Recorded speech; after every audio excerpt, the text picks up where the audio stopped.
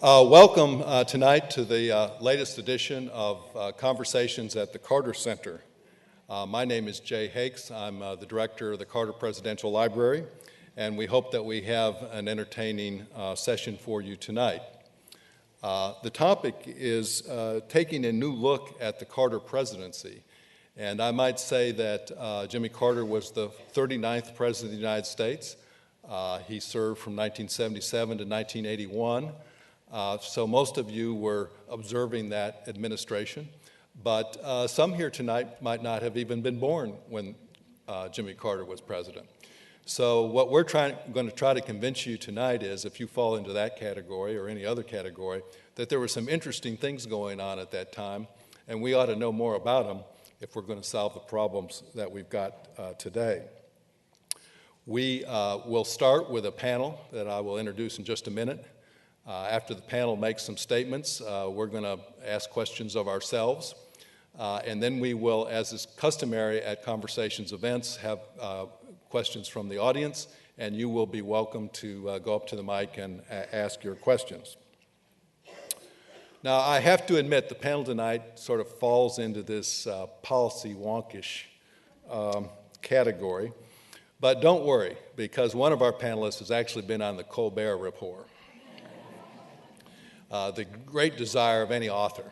And he actually, I've watched it twice, and he stood up to Steven very, very well. So our first speaker tonight will be Kevin Mattson, who is a professor of history. In fact, he holds the Connor Study Chair in Contemporary History at Ohio University. He has written this book, What the Heck Are You Up to, Mr. President? Jimmy Carter, America's Malaise, and the Speech That Should Have Changed the Country.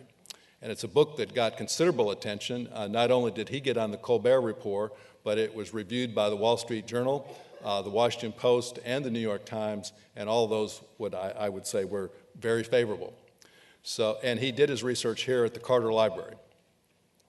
Our other two panelists include Steve Hochman. Steve Hochman is a research assistant to President Carter. He's also liaison to the faculty at Emory University. He has worked with President Carter on all of his books, and that's a lot of books. But the one that's most interesting to us tonight is Keeping Faith, which is a memoir of President Carter. Steve was intimately involved in that project, has a great historical insight on it. I think you'll enjoy what he has to say. The third panelist is me, and I guess that sort of puts me in the Chris Matthews position where I can both ask the questions and answer the questions. I am not here tonight in my capacity so much as the director of the Presidential Library. I am in my own life a researcher who's done research on a lot of presidents and someone who was the federal government's chief energy analyst in the Clinton administration. So I've written a book called A Declaration of Energy Independence, which goes into the energy issues of the 1970s, and a lot of it in the Carter administration, but also the presidents before and after. There will be books to be signed afterwards for those of you who are interested in doing that. It is that time of the year when you're making decisions about how to get a lot of Christmas presents real quick and not have to do a lot of shopping, so there may be some real opportunities here tonight in that respect. So we're going to start off, you can start thinking up your questions, but we're going to start off tonight with Kevin Mattson, who's come from the furthest away from the state of Ohio to be with us tonight. And Kevin, give us some of your remarks about how you did your book and what you think people need to know about the Carter years. Well, first off, thanks for having me, and it was a pleasure to see the redesigned museum, and I encourage everybody here to check it out. It's great to see it in its new version. What I thought I'd talk about in relationship to the speech that I wrote about is the question of presidential legacy, and I think that all of us are well aware of the fact that in many ways Jimmy Carter's post-presidency has in some ways overshadowed his presidency. It's often what gets first mentioned when dealing with his legacy, which makes it sometimes difficult to go back to the presidency. My work centers not so much on policy or on politics, but on the act of public rhetoric by looking at this speech. And in some ways, the Malaise speech, I think, is probably one of Jimmy Carter's, in terms of his presidency, one of Jimmy Carter's longest legacy. One of the ways you can see this is that if anyone has ever watched the episode of The Simpsons, where Jimmy Carter is actually referenced, they bring out a statue of Jimmy Carter for the citizens of Springfield, and on the base of the statue are written the words "Malaise forever," which, of course, is a kind of humorous take on Jimmy Carter's legacy and this term that resonates, even though it wasn't used in the speech, this term malaise. I actually think the speech is a very important speech. It's a speech in which the president did something that was very rare for presidents to do, and that is that he spoke truth to Americans about some very difficult issues, and especially about the American way of life in addressing the energy crisis. Just to highlight some of the great quotes from the speech, Jimmy Carter said that Americans, quote, worship self-indulgence and consumption. Americans are mired in, quote, fragmentation and self-interest, and they've lost faith in their democracy. These are pretty harsh words for a president to speak to citizens. He also does, I think, a marvelous job in the speech of envisioning the energy crisis as something that requires a collective sense of national purpose, an act in which we transcend our self-interest and our selfishness. And I think he embraces a sense of civic purpose grounded in the ideas that actually energy conservation is an act of patriotism. And this is done in the context of the Me Decade, disco, Studio 54, a decade that's often known for its selfishness and self-indulgence. He's also, I think, very good at articulating a vision of America based upon a conception of national humility. He's very deeply indebted to Reinhold Niebuhr, famous theologian, and I think Carter was very good at recognizing the serious damage that Vietnam and Watergate had done to the American psyche, and a belief that Americans had the right to be patriotic, but they also had to be realistic, and they had to inject a sense of humility into their national life. So in all of these ways, I think Jimmy Carter was very good at doing something that's fairly rare, which is that he brought ideas in dialogue with politics. And that's one of the things that I wanted to write about is how did this speech emerge? What were the debates behind it? How did ideas actually find their way into a speech like this? It's a good speech, and in fact, in its immediate time that it's given, July 15th, 1979, it was also a very well-received speech, which is often overlooked by Jimmy Carter's critics.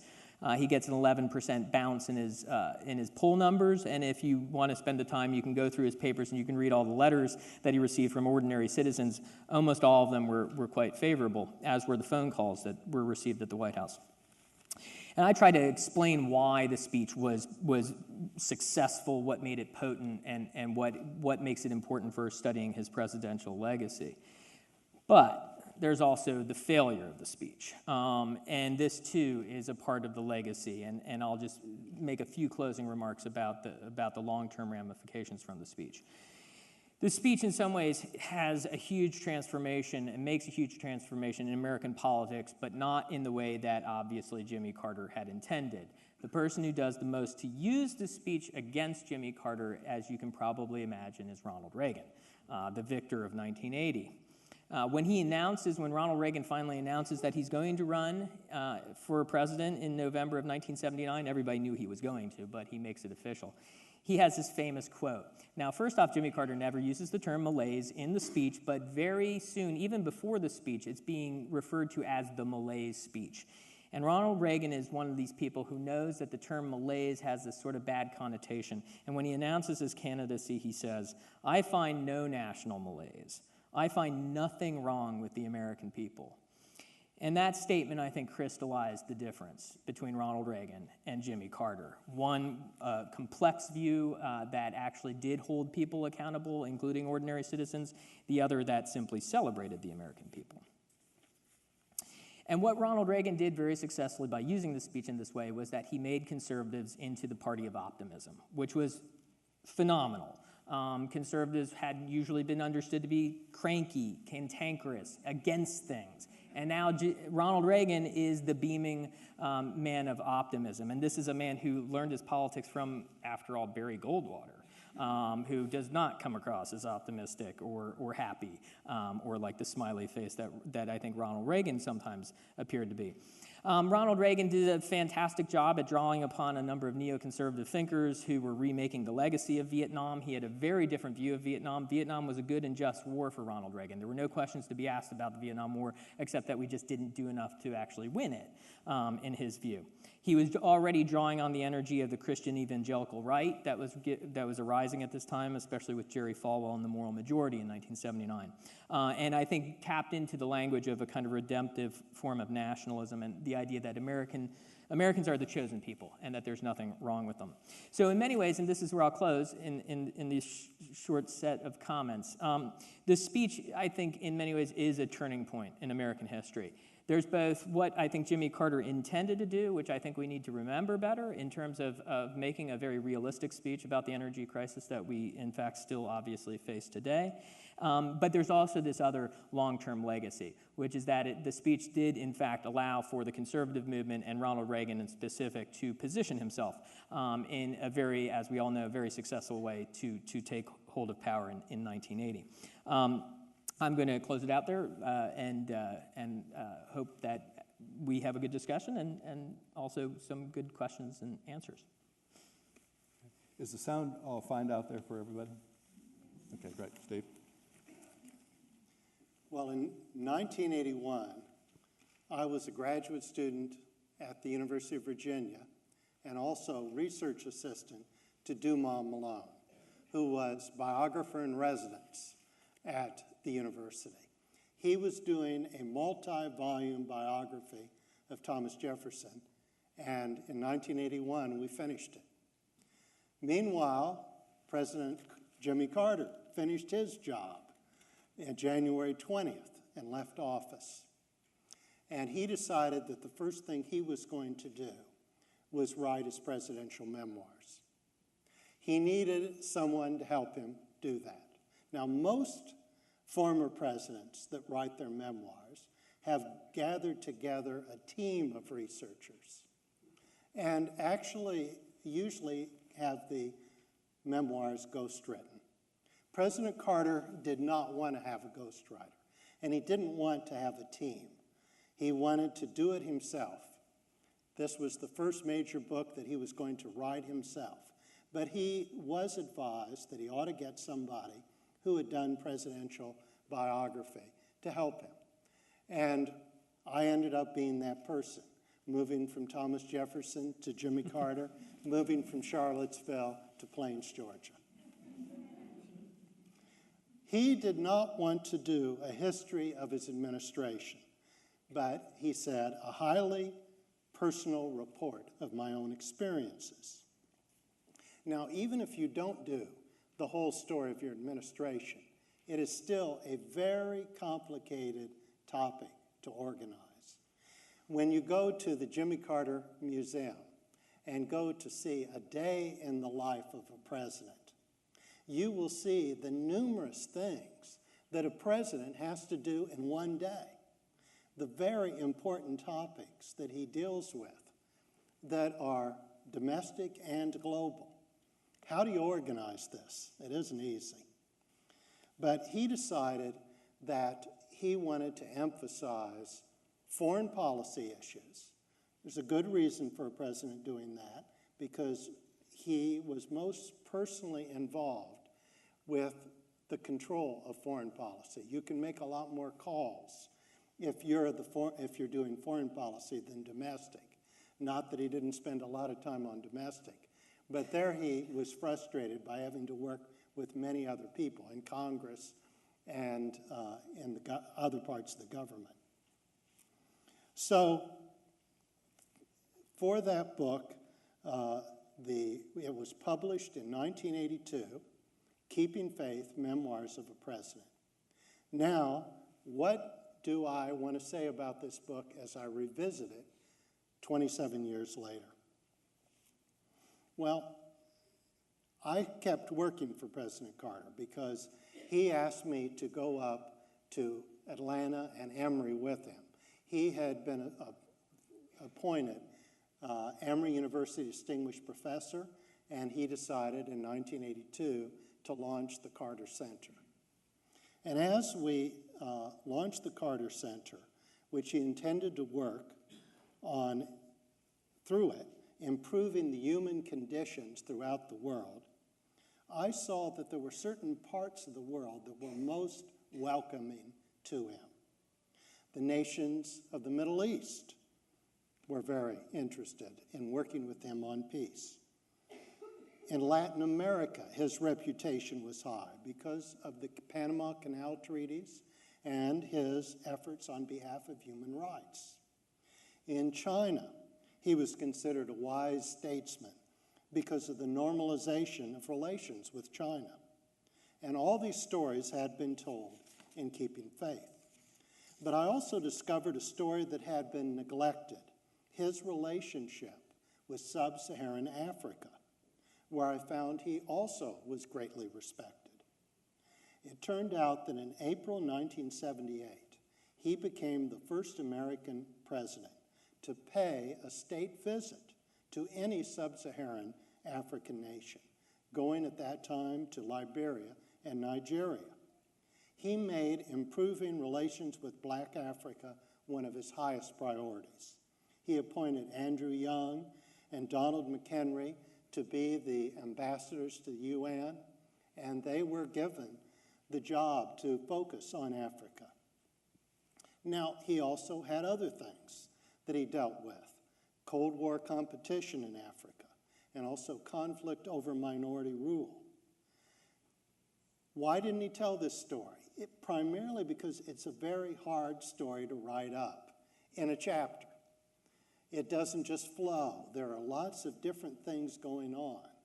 But I really wish we would have told that story. And certainly since then, he's continued to work in sub-Saharan Africa, and I'm sure will for the rest of his life. The next neglected story I wish we had told was the story of Paul Volcker's appointment as Federal Reserve Chairman in 1979. This was one of the most important appointments that he ever made. He gave Volcker the go-ahead to be independent and to bring down inflation. At the time, there was very bad inflation. Now, this had not started with President Carter. There were inflation problems during the Nixon administration, during the Ford administration. This was something President Carter inherited, but it was a very serious problem. Volcker, in order to deal with it, raised interest rates. And this was a very difficult political issue for President Carter, but he had the courage to let Volcker do it. Why didn't we tell the story of this great appointment? Primarily, I think, because when we were writing the book, the country was in a recession, which to some extent had been brought on by Volcker's monetary policy and by raising interest rates. But by doing this, very soon the recession ended and inflation was brought down and interest rates came down. So President Reagan was the beneficiary of President Carter's appointment. And I think very few people remember that it was Carter who suffered at the time of the election from high interest rates. The American people suffered and he paid for it. But he was the one that made this tough choice. This is something that he should receive the credit for. There is a book by a man named Carl Biven on Jimmy Carter's economy that if you want to learn more about this, you should read. Another story that I think deserved more attention was the rise of religious fundamentalism as a major issue of both domestic and international politics. Now, these stories are not entirely neglected in the book, but I don't think that at the time we recognized how long they would be with us. President Carter was an evangelical Christian himself. He is. And he came to office with much support from other evangelicals. However, he lost the most conservative evangelicals during his administration, and that's a story that needs to be told. One man that is working on this, he has published some on it, and I hope more, Randall Balmer, who's a historian of American religion. Now, on the Islamic conservatism, I have to say that virtually no one in the West, Europe, the United States, really understood it at the time. And President Carter was not advised by Islamic allies what was going on either. I'm not sure if they understood it. So that's a subject now in 2009 that I wish we had dealt with, but I have to admit we didn't know enough to deal with it. But it's a subject I would like to see studied more. Great. Thanks, Steve. All of us are sort of looking at the same thing. We're looking at the Carter years, but everybody has a little different slant to it. I defer to Kevin's view of disco dancing in that area because I don't have a strong opinion on the subject, and he's a cultural historian. I tend to be a little bit more of an economic determinist in a way. But I would say that we all agree that you need to visit the Jimmy Carter New Museum.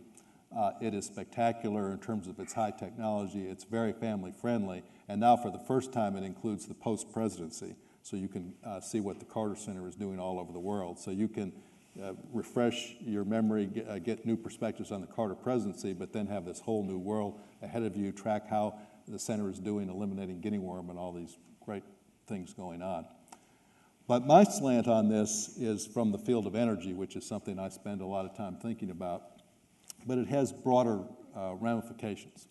My view is that the ideological debates that poison the political debate today not only make it harder to resolve tough policy issues, but they've totally distorted the policy of the 1970s because everybody is not looking at what happened in the 1970s. They're looking for facts that support their ideological point of view.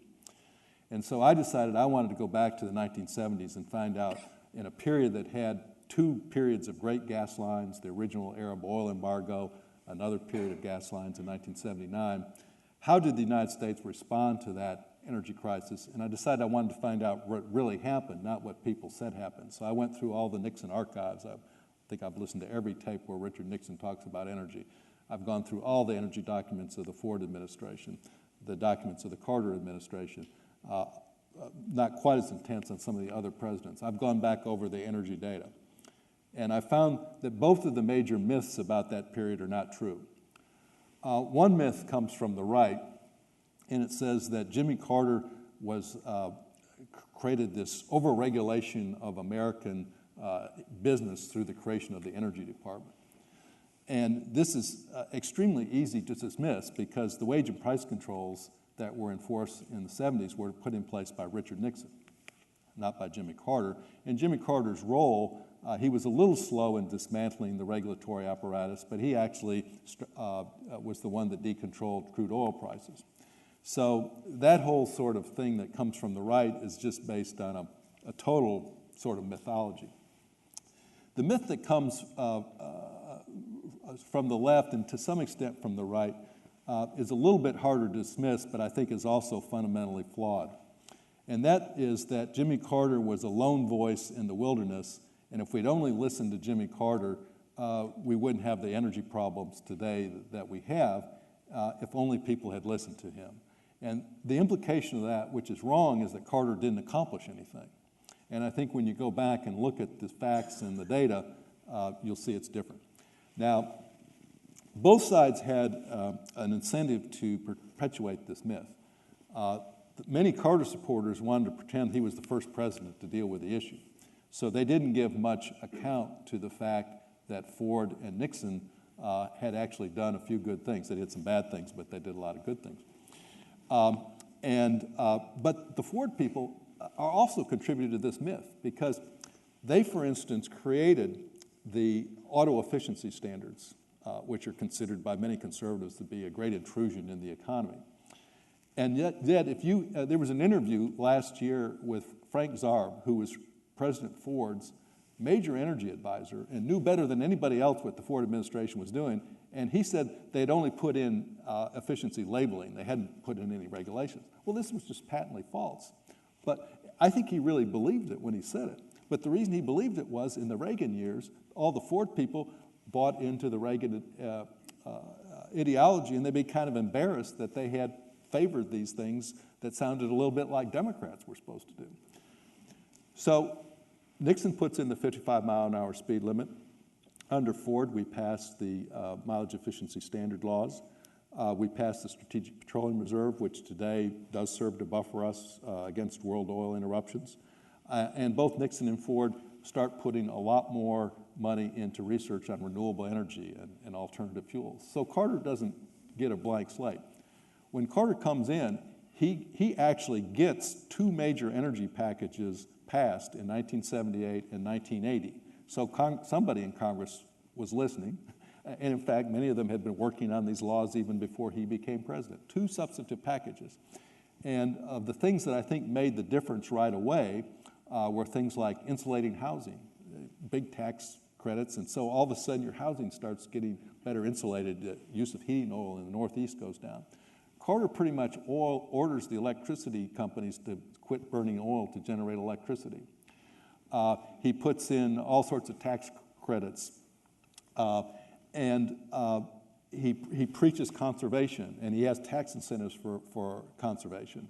He also, interestingly enough, opposed ceasing construction on new nuclear plants after 3 Mile Island, and these new nuclear plants allowed us to back off of oil. Again, the nuclear industry today frequently criticizes Jimmy Carter for not being pro-nuclear enough. The man is a nuclear engineer. He developed nuclear technology under Rickover.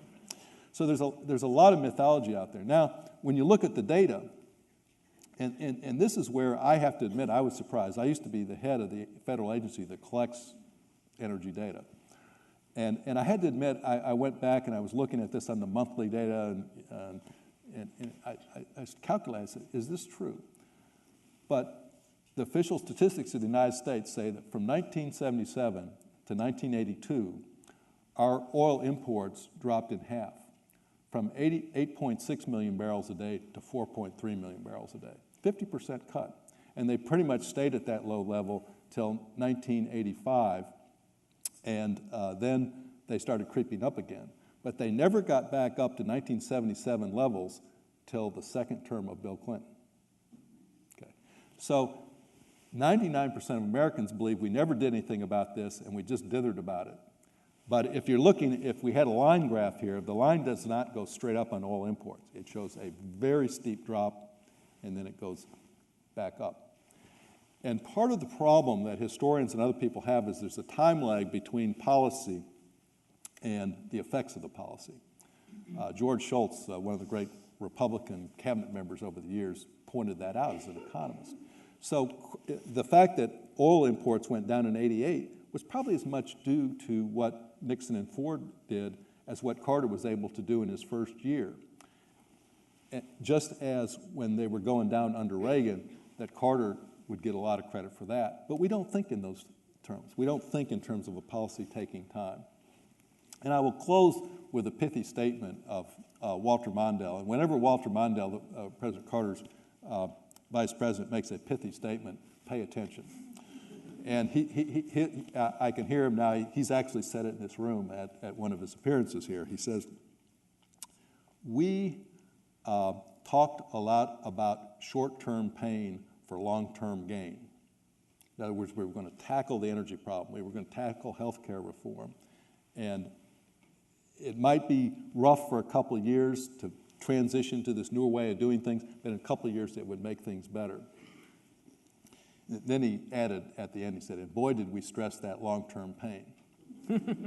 So this creates the dilemma for politicians. They are up for re-election either every 2, every 4, or every 6 years. And as George Shultz, again, a great Republican economist and government official, said, what's the politician to do when he's told by an economist it's going to take 4 or 5 years for this policy to bear results, and he's up for re-election, he or she is up for election in 2 years? And that is the dilemma of our political system. We have had 2 presidents who told the American people that energy prices had to get higher if we were going to stimulate conservation and wise energy policy, Gerald Ford and Jimmy Carter. Neither one of them got reelected. And that is the dilemma that we face for every public official and for our society, is whether we have the strength to tackle tough issues and endure a little bit of short-term pain for that long-term gain that we're trying to give for ourselves and our children and our grandchildren. Okay, I will revert back to my moderator role, and I have questions, and others may have questions, but I'm going to start with Kevin. And Kevin, your book got a tremendous reaction. I mean, there are not many authors that get the press exposure that you got, and this is not your first book, but I wasn't as aware of your earlier books. Now, are you now a better writer, or you have a better publicist, or is this topic just so sexy that you wrote a bad book and people decided they wanted to read it? Wow, that's a difficult question, or a set of questions to answer. I think that there, to a certain extent, and you have some of the books there next to you, there have been a number of books written on Jimmy Carter. There's not been as many as there have been written on other presidents. And I think there was a feeling that there weren't as many books out there that were probably favorable, or at least more favorable towards Jimmy Carter, than there were perhaps negative assessments of him. I think the reason that I did the speech itself is because there is this very strange counterintuitive thing. Most historians who study the speech will gloss it, and they will say, Jimmy Carter was blaming the American people, and he was trying to essentially take the blame off his own shoulders and toss it onto the citizens. And this, he was sermonizing, he was cantankerous, and he was doing everything bad.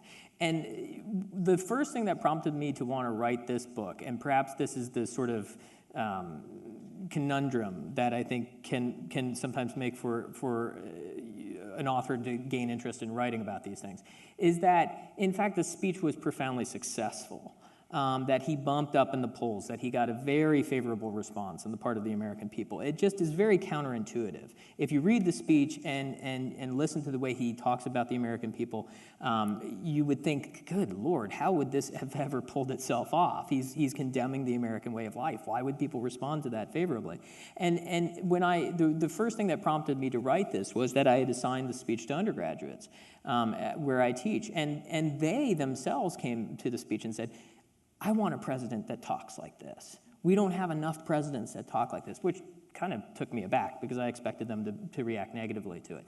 So, I mean, I think it's I think that what has driven some interest perhaps in the book is that there is this sort of conundrum or a counterintuitive element, that here is the speech that many people believe doomed Jimmy Carter, and yet in the immediate context in which it was given, it gained actually a very favorable response. So perhaps it's the counterintuitive or the strange nature of taking what is usually treated as a very negative thing and trying to resuscitate it that maybe gained some of the interest in the book, plus a good publicity agent, I suppose. Okay. May I say something Sure. about that? I think one of the reasons why it's been a very popular book is because it can be admired by people who don't like President Carter and people who do. What he did was very carefully go through the evidence. He actually followed chronology. He read the materials, he read the speeches, he read the information that was sent, communications within the White House. He interviewed people. He researched it, and it is a true story. But it's a true story both of success and of failure, because then President Carter, as he said, right after, 2 days after he gave this tremendously successful speech, he asked for the resignation of all members of his cabinet. And that was just a very poor way to approach it. We could talk more about that. So people who don't like President Carter say, oh, look how he blew it. But people who do appreciate the fact that this speech was not understood. It's a very significant speech, and it made a very great point. And Kevin is sympathetic to President Carter in it. Let me just say that before I went to work for President Carter, I worked for Dumas Malone, who was writing a multi-volume biography of Jefferson. He gave me the advice that if you write proper history, you follow chronology, you see when a person learned something, and when he acted, you find out also what were the choices that person had that he could make. And you read the documents. You go through not only, if possible, the document of the person who you're working on, Thomas Jefferson, for instance, but his opponents, like Alexander Hamilton. You read all of that and put it together. Well, that's something that both Kevin and Jay Hakes did. They read the evidence. They didn't just take what was received knowledge, but they worked it through. And they both wrote very interesting books. Thank you. Yeah, I agree with Steve. I think one of the things I liked about Kevin's book was at the end of the book, he actually prints the text of the speech. So he's sort of made his argument about the speech, but he treats you like an adult and says, here, you read it yourself and make up your own mind. Let me ask Kevin one more question before I move to Steve. You did a lot of your research right here in Atlanta at the Carter Presidential Archives, which for those of you who aren't familiar, it's 27 million pieces of paper and a lot of other things. Well, what is it like coming here, and what kind of resources are available to people who are professional historians or other people who want to work in archives? And I'm not just saying this because I'm sitting here. It's a great place to work. I had a wonderful experience here. There's just so much in terms of the documentation. In some ways, we were fortunate enough that Jimmy Carter was a president who governed by memo.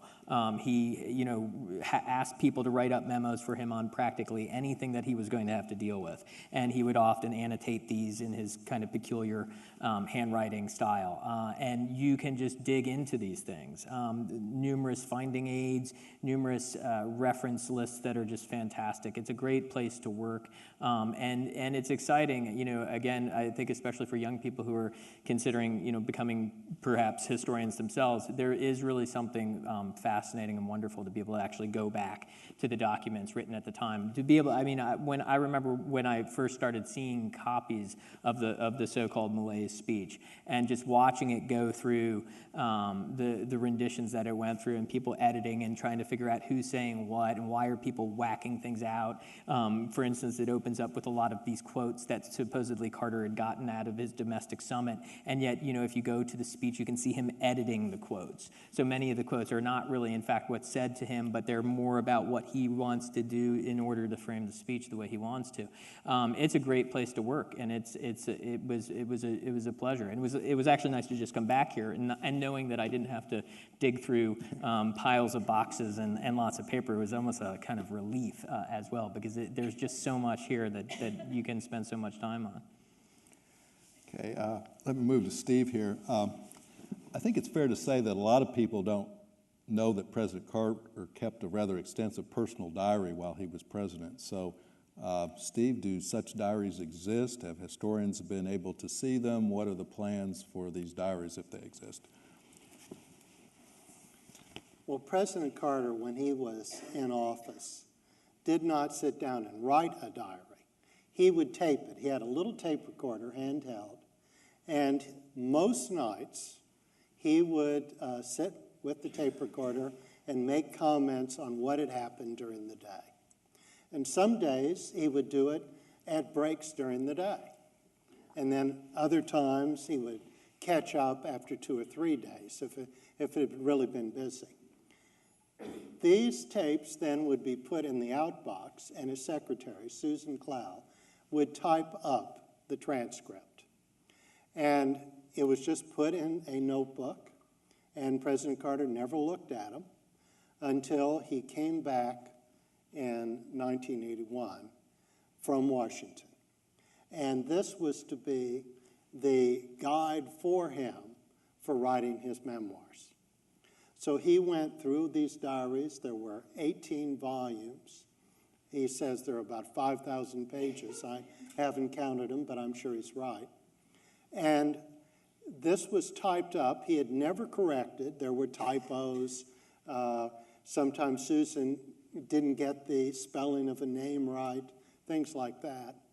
But there it was, thousands of pages, which he used to write Keeping Faith. These volumes were then locked in a vault down at the Jimmy Carter Library. And he and I are the only ones that have access to the diary. I had worked with the diary as his research assistant, and I had to have clearance by the government before I could get into the diary because there were some confidential things in the diary. So I couldn't get into the diary immediately when I started working for him. These have been sitting there. At times we use them. When he's interviewed on a topic involving his presidency, sometimes he'll go and look at what the diary says, or I will go in and get it for him.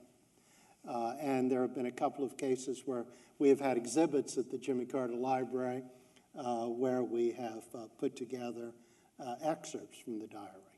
He has decided it is time now to publish the diary. And he is at work right now on editing the diary. He wants to have a one-volume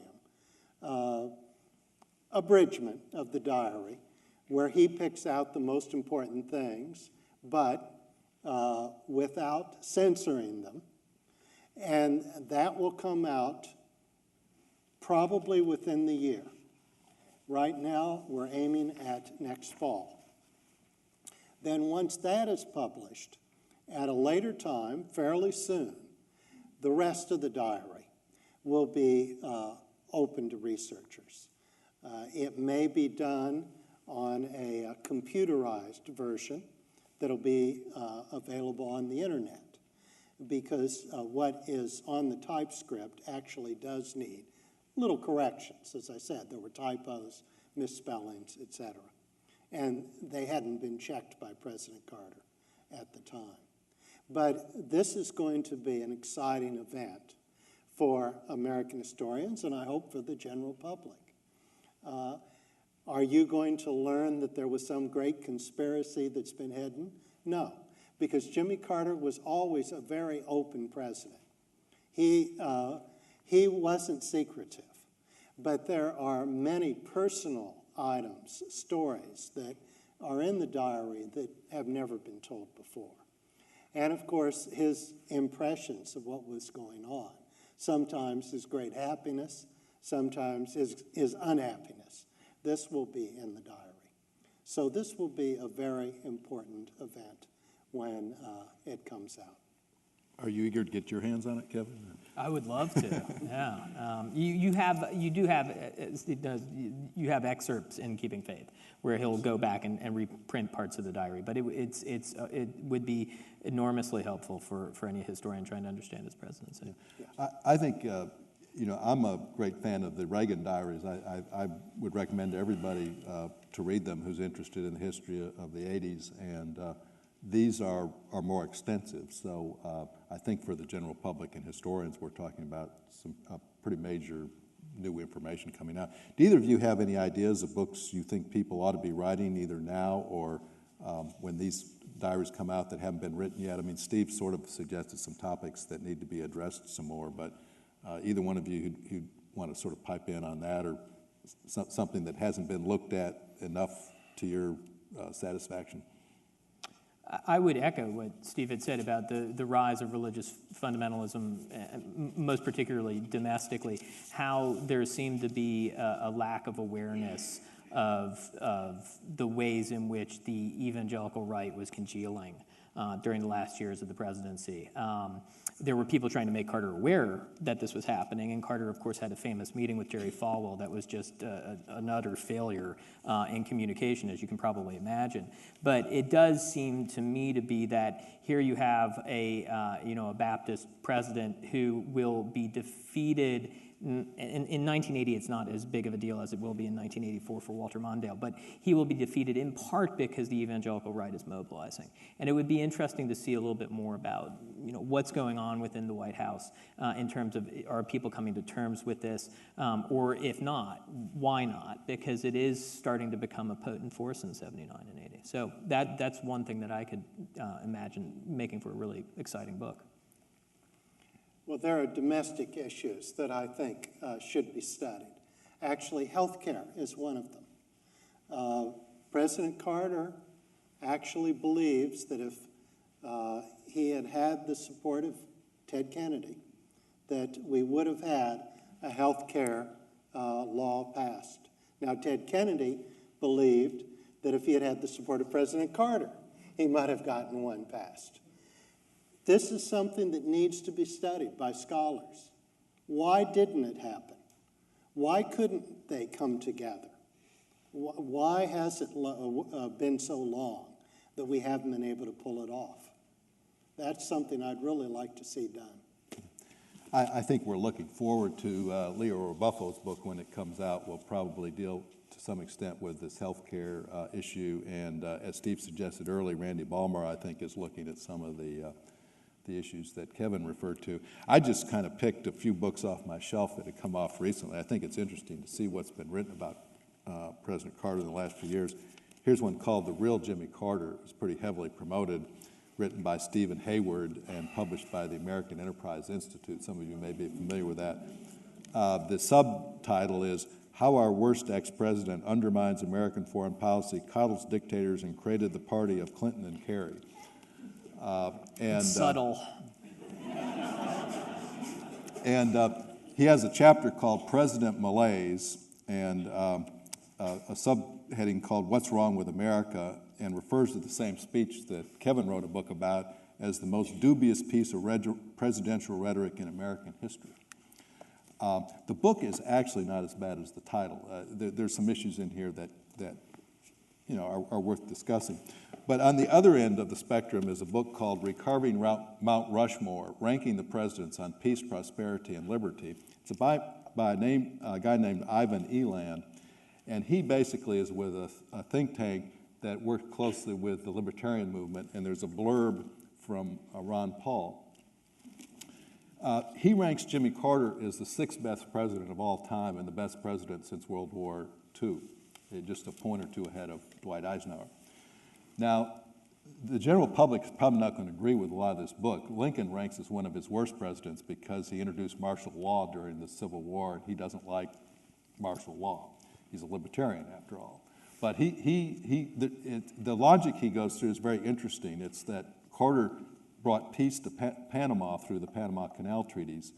Therefore, we didn't have to send troops to Panama to keep the canal, and libertarians don't like foreign military intervention. So if you want to sort of take a different look at a thought process that's different from conventional wisdom, this is another book that's sitting out there. Another book that's a little bit obscure is written by President Carter's former ambassador to Italy, Richard Gardner, on the front lines in the Cold War. The book I would like to see is the efforts to undermine communism through promoting human rights in Eastern Europe and Russia. I think there's a great, and also encountering the military threat by the Russians through diplomacy with the Europeans, which is cited in this book. So here, this is called Mission Italy. And then a recent one called Profit from Planes, Jimmy Carter and His Legacy, published by the University of Georgia Press, kind of a compendium of President Carter's life. And then Adam Clymer wrote a book called, is it Digging the Big Ditch? And it's about the Panama Canal Treaty, and he points out how the Canal Treaty led directly to the defeat of a large members of the United States Senate. And I think that contributed to the success of Reagan, because when Reagan took over, not only did he win that election, but the people who had voted for things like the Panama Canal were wiped out in that Senate race. And that changed the complexion almost as much as the result of the presidential race. So there's a lot of stuff out there to read, and there's a lot more that's going to be written in the future. Let me ask both of you, the term team of rivals has come up a lot recently because of Doris Kearns Goodwin's book on the Lincoln administration and how he brought these strong people into his circle and tolerated their differences, and that made for stronger government. And President Obama has read that book and cited it favorably. Did President Carter have a team of rivals?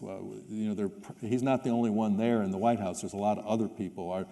Is there jockeying for position that goes on? within the White House, and how did that work in the Carter years? Oh, yeah, there's jockeying for position. In fact, the story of the speech is in large part a story of a screaming match behind closed doors, with people taking very fierce sides on whether or not Jimmy Carter should take what appears to be a very risky speech. On one side, mostly by himself, is Pat Goodell arguing that the speech should be made, it should be a tough speech, and it should address the civic crisis. On the other side are Stuart Eizenstat and Walter Mondale, who believe it would be disastrous for Carter to make the speech.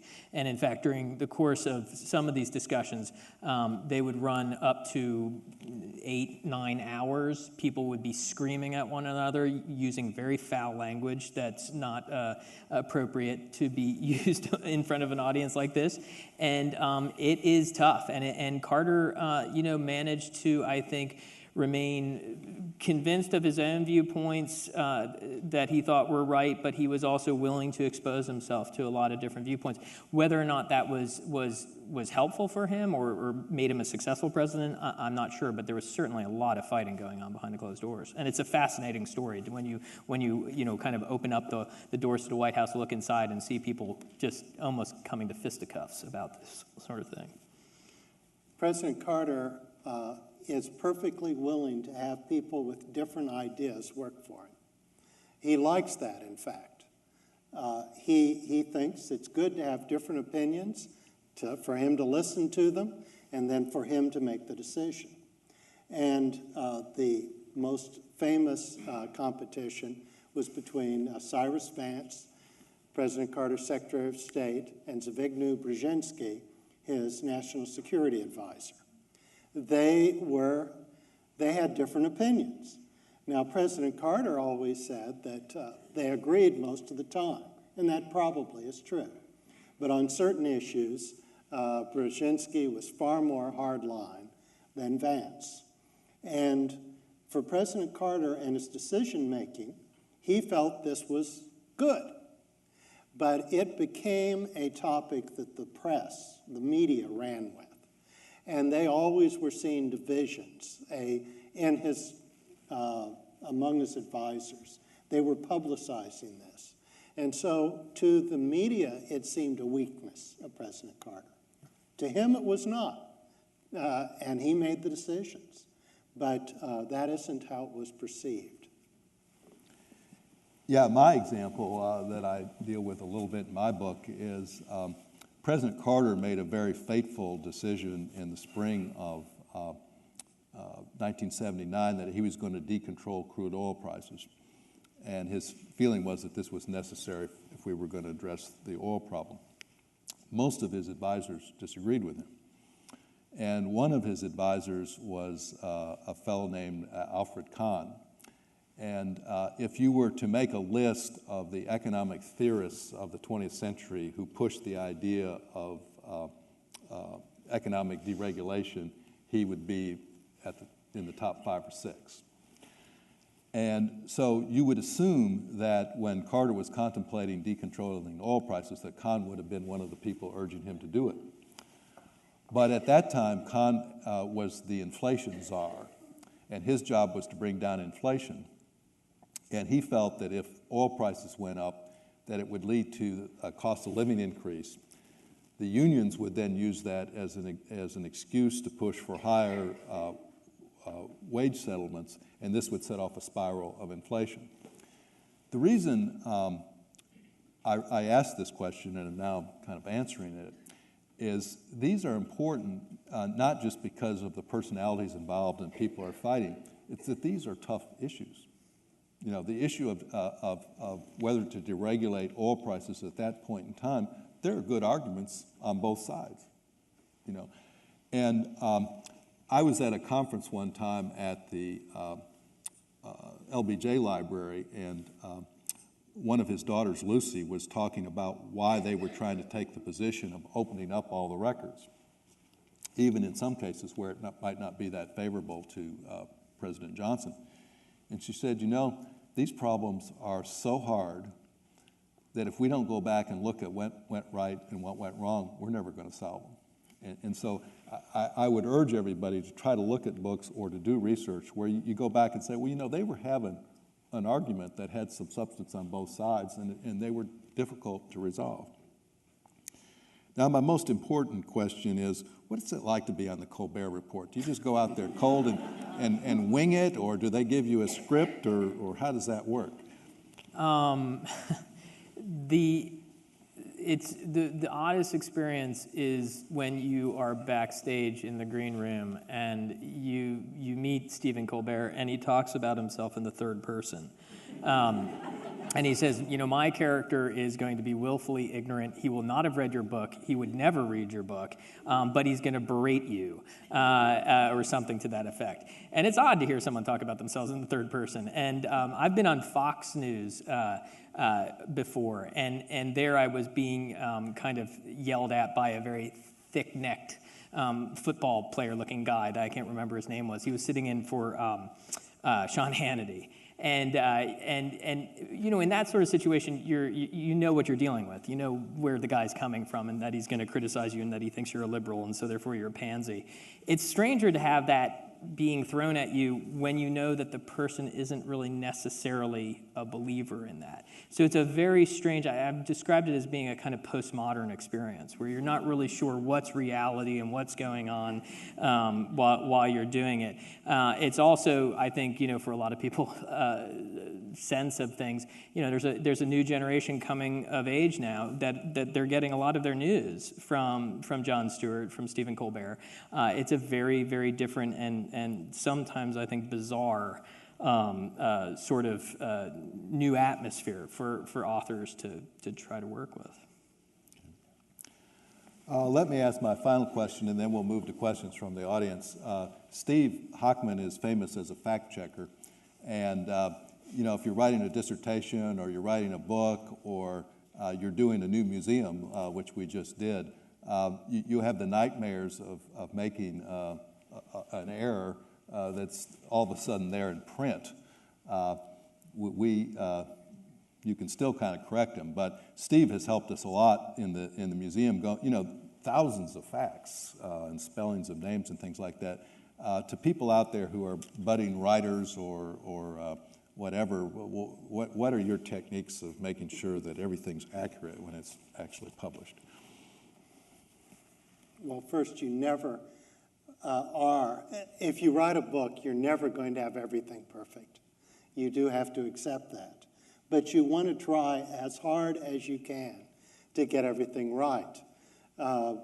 And it depends on taking good notes as you're writing your own book. Make sure you get your notes right. And then the ideal scholar goes back and checks his footnotes. We actually, when I was working for Dumont Malone, did that. We would take that book out after the book was ready, his book was ready. We would check his footnotes and make sure that we were quoting things accurately. That takes a lot of time, but that's one way to do it. All right. Let's say, though, that you haven't taken all these notes on note cards, and that you, and in this case, for the museum, somebody else has written this, and you're trying to check to make sure. Well, I've got to say, I do start with Google. That's, it's not the end, it can't be, but it will take me to certain places. Wikipedia, I go to that. I go to the encyclopedias, but then I do go to the library, and I will check books, and I get interns at the Carter Center who are excellent to help me out and to research these things, and I just try to keep at it and see if I can find a source. It just takes a lot of time, and sometimes you can spend days and not get the answer. Very frustrating, but at least you made an effort. Right, well, we have a very well-educated audience out there. I see people that I know who follow current events and historical events very closely. I know that some of our visitors have actually come from people who have ties with the Carter Center have come here from far away. So if you would follow the example we have over here, and you can start lining up at the two microphones, and we have approximately 25 minutes to answer questions. Yes. Well, thank you. I don't think, is this turned on? There we go. So I wanted to first make a very brief announcement that's related to the Carter Center, I think, in the sense that Anna Balzer, people say they get the news from the Daily Show. Anna Balzer has been connected with the Carter Center only in the sense that she was a beneficiary of his book, Peace Not Apartheid. She's an American Jewish worker trying to bring out greater information about the situation on the ground in the West Bank and Gaza. And she's going to be on the Jon Stewart Show tonight. So that's the announcement if you want to tune into that. But my question was, I was reading a book just the other day where they referred to, quote unquote, the Carter Doctrine with respect to energy independence, and particularly in the context of protecting American rights to Middle East oil. And I just wanted to know if you could clarify what the Carter Doctrine was, if there was one, because this author referred to it, and I just frankly couldn't remember what it was. Thank you. Well, Steve can correct me. I think usually what's referred to as the Carter Doctrine is something that occurred after the Russian invasion of Afghanistan. At the time, this was viewed as not only something that affected Afghanistan, but it was thought that the Russians really wanted a port where they had access to oil, and that therefore they might not stop at Afghanistan. And at the time, we had no military operation that was focused on the Middle East. And President Carter, in a speech that I believe was in January of 1979, January of 79, announced this doctrine that we would not tolerate Russian incursion into this area. And he's recently, in an interview that I saw, and I don't know if this was public before, but apparently there were some very strong threats made to the Soviets behind the scenes involving the mention of nuclear weapons to enforce this. And out of this, a command for the what's the modern Central Command, which it was run out of Tampa and has basically run the wars in Iraq and Afghanistan, was created out of this. And the idea was that, and this was in the Cold War, remember, that we would not allow the Soviet Union to move in to commandeer the oil resources there. My own view on this is that there was some confusion created by the CIA. The CIA had prepared briefing documents for President Carter that said that the Soviet Union was running out of oil and by 1985 would be importing oil. So it was the view within the CIA, and therefore the view within the administration, that the Soviets needed to expand outside their own borders because of this shortage. This was a case where the CIA was wrong. That was not the case. I don't think it was very good work on their part. Maybe this is one of the reasons they like to keep their briefings to the president secret and not to classify them. That's another book I would like to see, is to have all the briefings of the president declassified so we could evaluate the quality of the advice to the president. So I think that's what you were talking about. It's the doctrine that grew out of the Afghan invasion. Yes, that's it. Okay. Doc Padgett, organizer of the Peanut Brigade. Well, thank you, Jay. Steve, I have waited for years to find an answer to this question, and I think you can possibly answer it for me. In asking questions of people, I ask them what person or personality, past or present, that Jimmy Carter reminds them of more than anyone else, hoping that they will say Thomas Jefferson.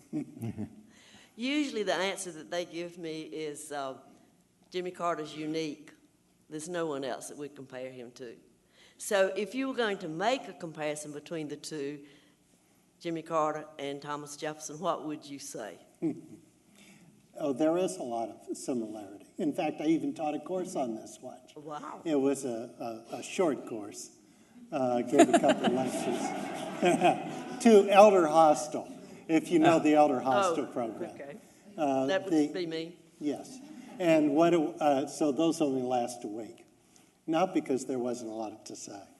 But with both of them are products of the rural South.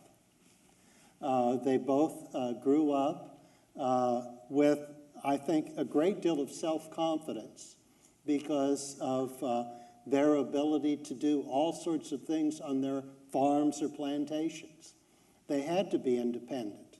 You couldn't just go to town and get people to come out and do the jobs you needed done. So also, although people may not think this is true, both Jefferson and President Carter were used to dealing with all kinds of people.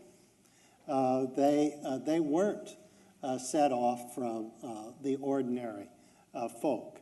They understand the people. And Jefferson was a Democrat, the first great American Democrat, as Jimmy Carter was a Democrat. Both are interested in almost everything. Jefferson was the Renaissance man. Art, painting, music, but he could talk about horses, he could talk about history, he could talk about science. Jimmy Carter is very much the same kind of person. He's interested in everything. And if you go to the Jimmy Carter Museum, you will see his paintings. That's something I expect not many people know, that he has been a prolific painter in recent years. And a number of those can be seen at the museum. He writes poetry. There's a book of poetry. He's written a novel. And, of course, many nonfiction books. But he loves to fish. Whatever you can think of, President Carter can be interested in it. Both people are concerned about education, about human rights, many things in common, yes. Well, okay, I've remembered about 4 of those, so you might have to meet me afterwards so I can write the rest of them down. But thank you very much. That's exactly what I was thinking, that I would, between the 2 men. Thank you. Thanks. Thanks, Doc. My name's Bill Bryan, and I'm a Goldwater conservative, and my dad is an FDR liberal, and he thinks he raised a snake. And one way to get my dad very angry, which I don't need to, I don't want to see him stroke out, is I've asked him, Dad, one time, could you tell me one good thing that Jimmy Carter did during his presidency? He had good intentions, he's honest, he'd make a good preacher, and my dad just started turning purple and said, essentially, he was a good person and he had good intentions. And don't ever ask me that question again. But could you name one positive thing? Because I can only think of one positive thing, and that is that he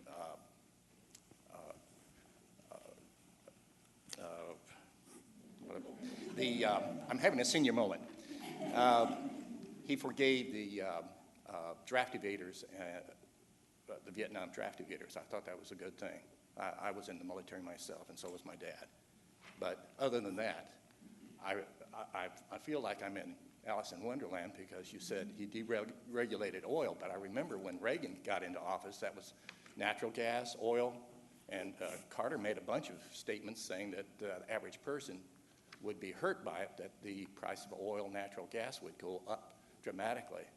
And could you name one positive thing? Because I will go and Google and find out who deregulated it, because I could not stand Nixon. Yeah, I can maybe start with that and add a few things. Basically, the law that I mentioned earlier that was passed in 1975 created the legal authority to deregulate oil. And it was not until March of 1979 that the president, under the law, that the president could do that without the permission of Congress. So as soon as that became legally possible, Carter started the deregulation of oil. and he did it in phases rather than all at once. And so 2/3 of it had been done when Reagan became president, and then Reagan accelerated the schedule that Carter had set and also did away with the allocation authorities, which I think Carter should have got rid of those too, but he didn't. So basically, most of the deregulation of crude oil was done in the period between March of '79 and before Reagan took office. And then Reagan finished the job, and I give him credit for that. And as well as Reagan was also a strong supporter of the Strategic Petroleum Reserve. Now, in the accomplishments, maybe we'll go round robin on this, but if I was going to name number one, I would say the return of the Panama Canal Treaty. The reason for that is, one, that it averted having to send troops to Panama. Two, it greatly undermined the influence. I was stationed in Panama, and there were tens of thousands of us there in the 60s. Right, but they're not there today. And let me sort of elaborate on this, because I think this is kind of a focal point where you have strong ideologies on both sides, and a lot of things that were said at the time, and now we have time to go back and look at what was correct. It was said that if we gave back the canal by the Carter people, that we would enhance the prestige of the United States and Latin America, avert a war, and it would also promote democracy because we would no longer be seen as a colonial power. And I think that turned out to be the case, and it really undermined the communists. From that point on, the communists didn't really have a point they could make to stir people up in Latin America, and the wind was kind of sucked out of the communist movement. Now, the people who opposed the canal said we would lose access to the canal and this would be bad for commerce. Well, the fact is just the opposite. Because the situation has been stabilized and the Panamanians have brought in a strong management team, that the ability of the canal has been expanded. There's been stories written in the paper in the last few months about how business now will be going up at the Savannah port, the Jacksonville, Florida port, because of the improvements that have been made on the Panama Canal. If the United States had been trying to hang on to that power as an outside force, the willingness of private capital to come in and do those enhancements wouldn't have been there. So here's a place where, and it also made possible a lot of the work of the Carter Center. The Carter Center was able to go into Panama and Nicaragua and really promote free elections, sort of in a sense coasting on the wave of the goodwill that Carter had listed. And I would also say, I did mention the oil imports going down 50% and two major energy packages, but rather than monopolize this discussion, I don't know if anybody else wants to. Egypt, Israel, arms limitation talks, no wars under his watch, human rights being put at the forefront of foreign policy. I think there's some serious accomplishments there, and you can go to the museum and see them listed out on the walls. I'd recommend that. And I was talking about things that we had left out of keeping faith. There are the sorts of things that are kind of boring, like civil service reform and reorganization of government, but extremely important. And people that study such issues say that it was a great achievement of the Carter administration. So there are just numerous things that were passed during the Carter years, foreign policy achievements, etc. There were things he didn't achieve, yes, that's true too, but numerous achievements. Well, let me come in on my second term here. One of the things, and one of the reasons I mentioned this book by the libertarians is I've never fully understood the attacks on Carter from the conservative movement, because Jimmy Carter was a much more complex president than I think either the liberals or the conservatives are willing to admit.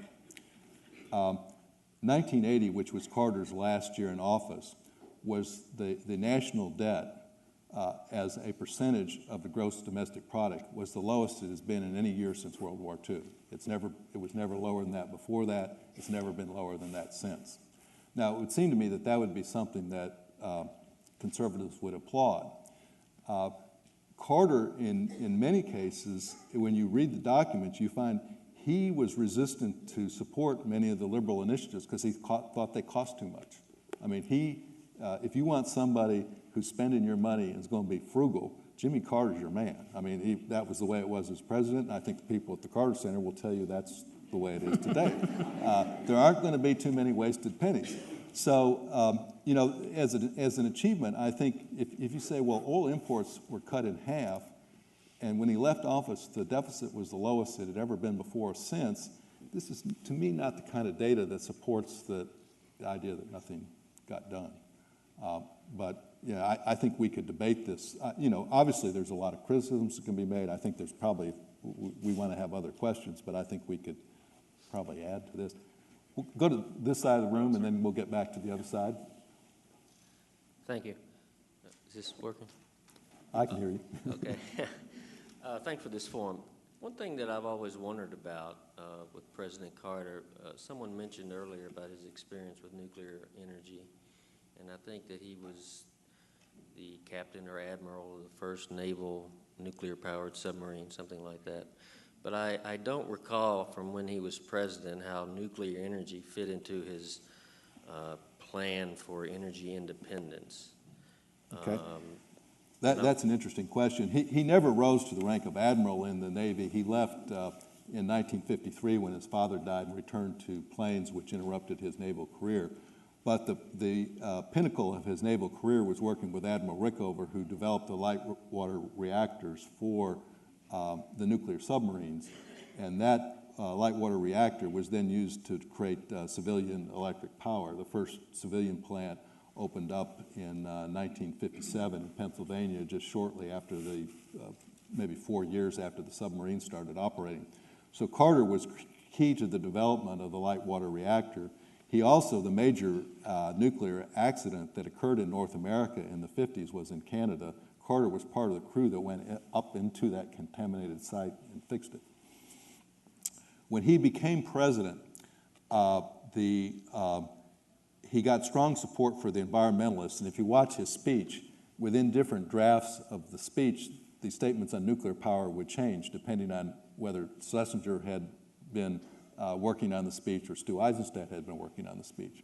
So what he did was he called nuclear power a last resort, whereas I think his true feeling then and now is that nuclear power is a very viable option that can be burned cleanly.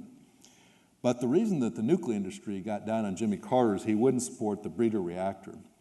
And the breeder reactor allows the uranium to be reused over and over again, so you don't need any new fuel to have breeder reactors. And the nuclear industry was, nuclear scientists were very excited about this. But they're very, very expensive, and they're much more dangerous than the light water reactor. And the only reason you would build them was if there was a shortage of uranium. And there was not a shortage of uranium at the time. There's not a shortage of uranium now. So there was absolutely zero economic basis of building a breeder reactor. The industry stopped supporting it. And interesting, the American Enterprise Institute, which back in the 70s did very credible economic analysis,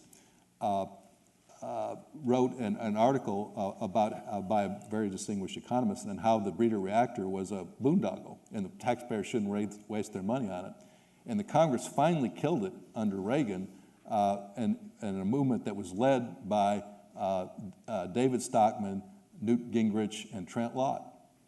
But here's another thing where today's conservatives blast Jimmy Carter for ending the breeder reactor program when his rationale was it was too expensive, and the people that agreed with him were Trent Lott, Newt Gingrich, and David Stockman. So it's an example of how these things get so muddled up and nobody's willing to kind of deal with them in an honest way. Yeah, move over here. Did the U.S. under the Carter administration play a significant role in encouraging Iraq to invade Iran? And if so, how would you evaluate that policy?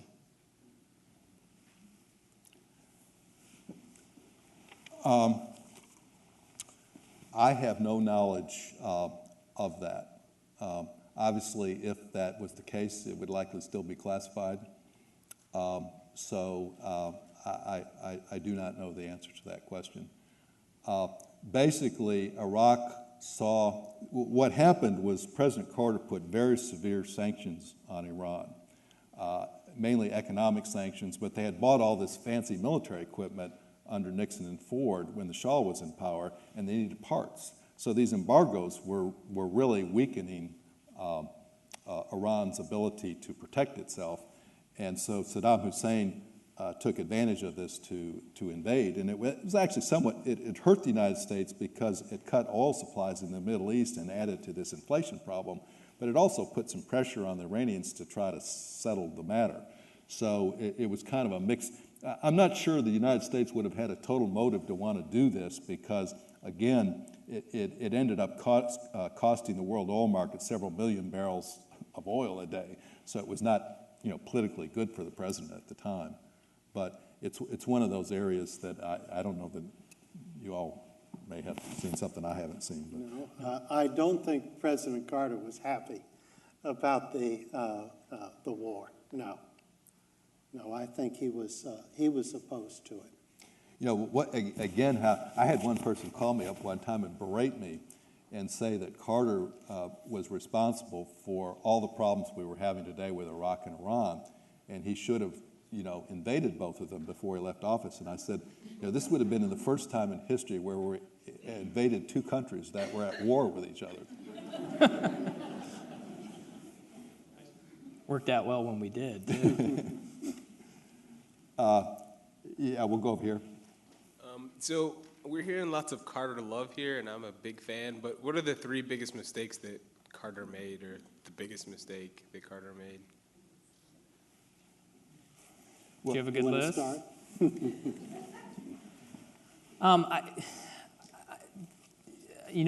Because I focused on the speech, I'll bring it back to the speech. I do think that an unawareness about the growing power of the right and just how serious of a threat the right was starting to play, and not paying significant attention to those in his administration, and they were pretty low down in the ranking order, to people who were saying, you've really got to pay attention to this stuff. This is going to hurt you. It's already hurting you, and you've got to do something about it.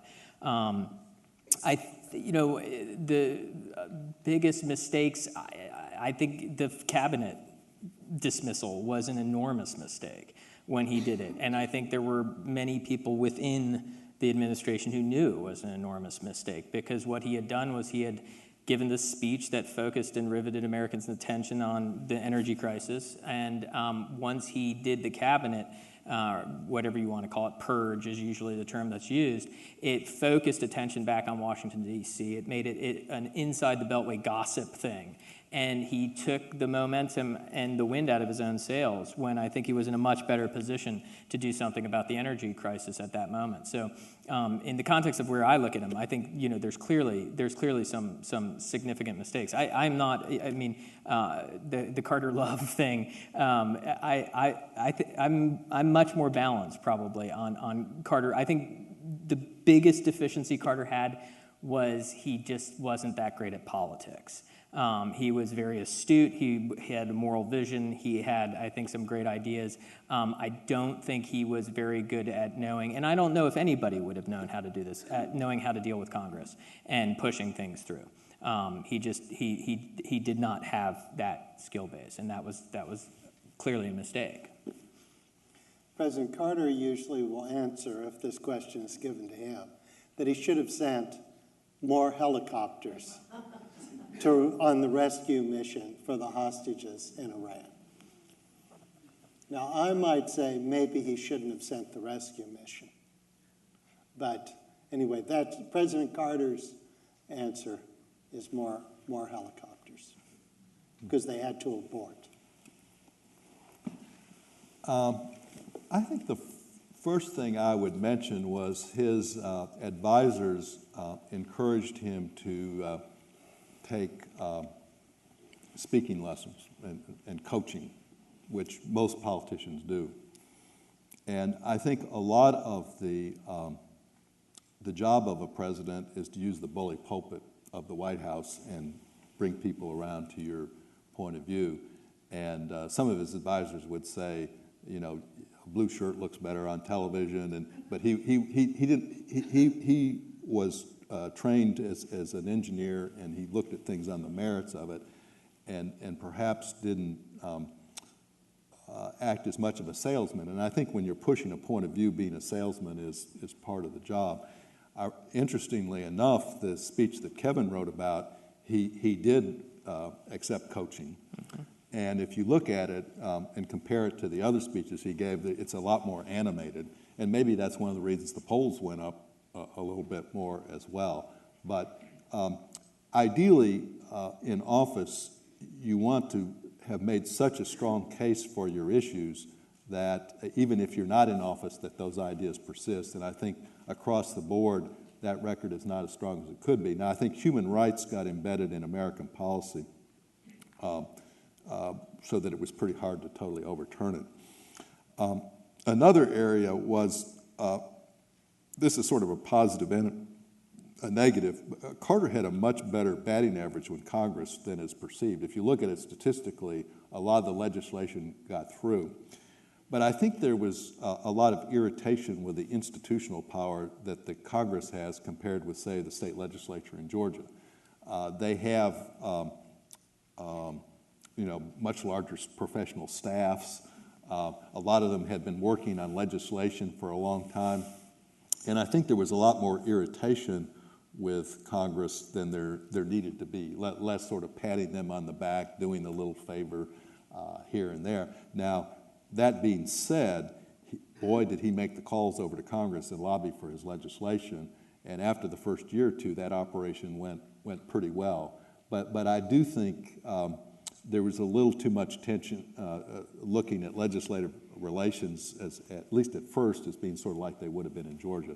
But as I say, that operation became a very successful operation. So those are two things that I would mention. On the Iran situation, I think most of the literature now says once the hostages were taken, there wasn't a lot of things that Carter could have done differently. I think if he'd been getting better advice, I wouldn't have made the trip to Iran in early January of 79, that would have been. That 78. Was 78, yeah, 78, which made him appear to be kind of the bosom buddy of the Shah. My view is the State Department was giving him pretty good advice in 1978 that the Shah was in trouble. The CIA and the National Security Council were advising the president that the Shah was not in trouble.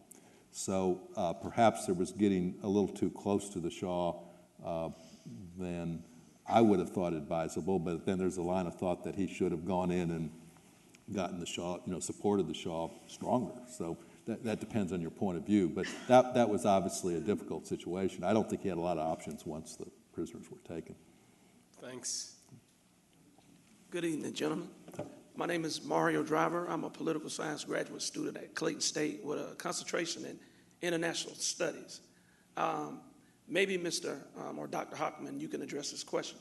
I was very interested in Fidel Castro, and somewhat still is, and I heard you say basically that President Carter used humanitarian efforts to try to undermine communism.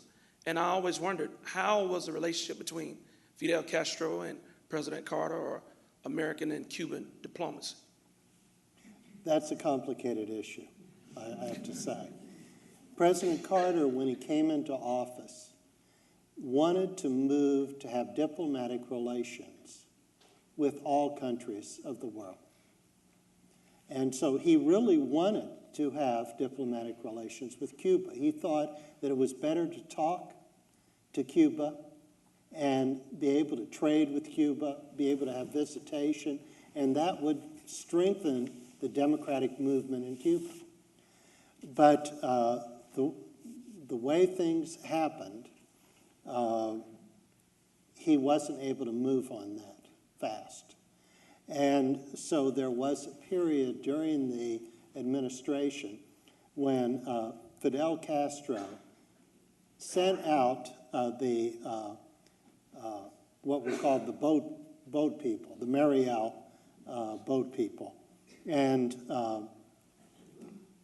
he sent out people from his mental institutions, criminals, etc., and sent them to the United States. And that did create a great problem for President Carter. So it was not the best relationship between President Carter and Fidel Castro. But President Carter is a forgiving person.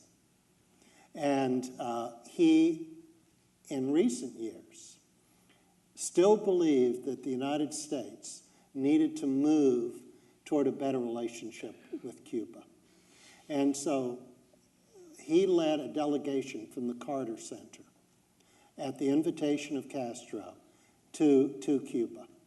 And if you go to the museum, you'll see pictures of President Carter and Castro and a baseball that both President Carter and Fidel Castro signed. So we are trying to work with Cuba as the Carter Center and to improve relations there. Okay, and we're running short of time, so we have time for just one short question, please. The museum exhibit seems to reinforce the notion that Carter was a very successful long-term policy president, undone perhaps by, it leaves out the rhetoric, the rhetorical issues that you've referred to. And also the press doesn't understand very well the combination, the Southern populist combination of liberal on human rights, tightwad on economics, or conservative on economics if you prefer. Everything you've said this evening seems to reinforce that general conclusion. How should he have presented the long-term policies differently? How would he have reached the mainstream of American rhetoric with a different approach? I guess I think he did reach the mainstream of America better than we perhaps think he did. The combination he had was the combination of cultural conservatism.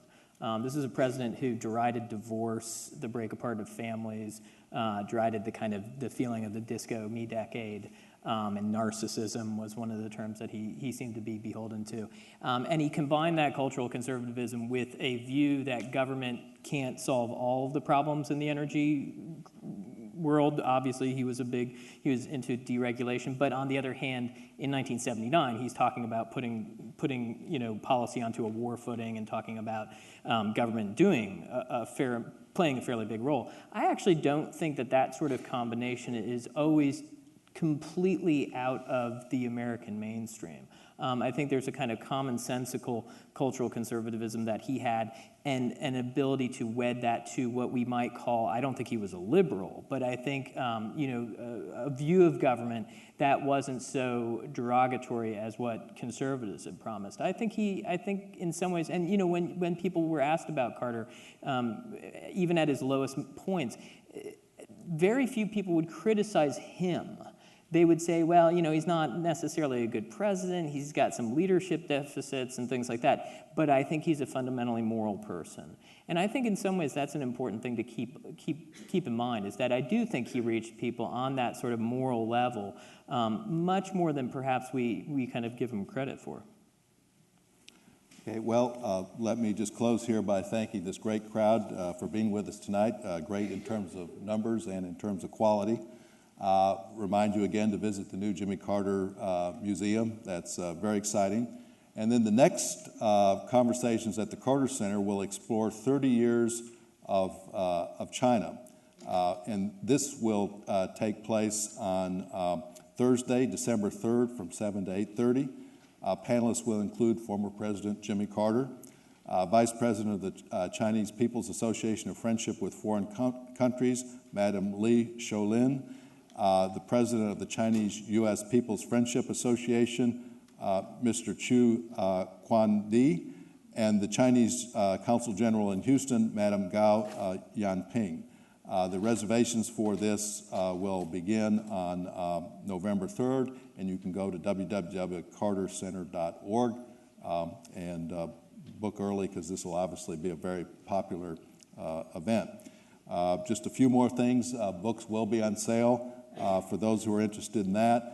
And then I would like to just personally thank the Carter Center both for making this opportunity available tonight and for the tremendous help that they've provided to the museum as we have refurbished it. John Hardman, the CEO of the center, is here tonight. John, you want to wave? Well, thank John for all the work that the center does.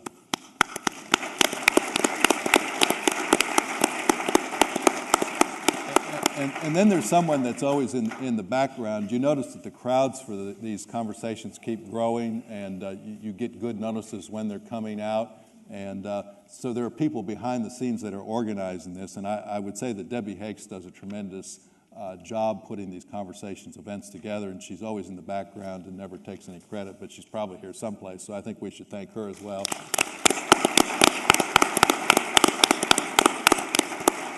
And we hope to see you at future events. Thank you for coming.